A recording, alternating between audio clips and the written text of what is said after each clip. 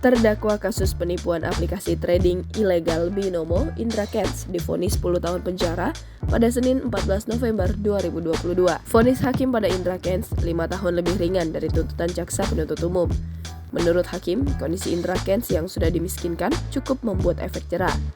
Selain itu, putusan memiskinkan Indra Kents juga telah memenuhi unsur keadilan. Sejumlah korban yang hadir langsung di sidang vonis Indra Kents meluapkan rasa kecewanya atas putusan yang diberikan majelis hakim di Pengadilan Negeri Tangerang pada Senin 14 November 2022.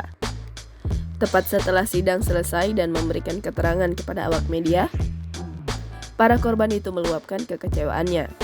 Mereka ada yang menangis hingga bersujud sambil berdoa. Sementara itu, terlihat para korban lainnya turut meluapkan amarahnya. Satu di antaranya ialah Muhammad Rizky Rusli. Dia terlihat berteriak kecewa atas vonis 10 tahun yang dijatuhkan kepada Crazy Rich Medan tersebut.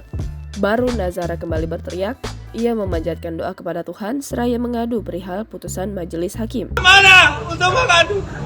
Kami tidak punya tempat di negeri ini. Kami seperti mengejar seekor beruang yang siap menghajar kami. Indra Kents dikenal sebagai afiliator platform Binomo. Terdapat 144 korban dengan total kerugian mencapai 83 miliar rupiah. Dikutip dari Kompas.com, kasus Indra Kents bermula dari adanya laporan seorang dengan inisial MN pada 3 Februari 2022. Terdapat beberapa afiliator yang dilaporkan oleh MN, salah satunya adalah Indra Kents. Polisi akhirnya menetapkan Indra Kents sebagai tersangka pada 24 Maret 2022. Jangan lupa subscribe, share, komen, dan like ya!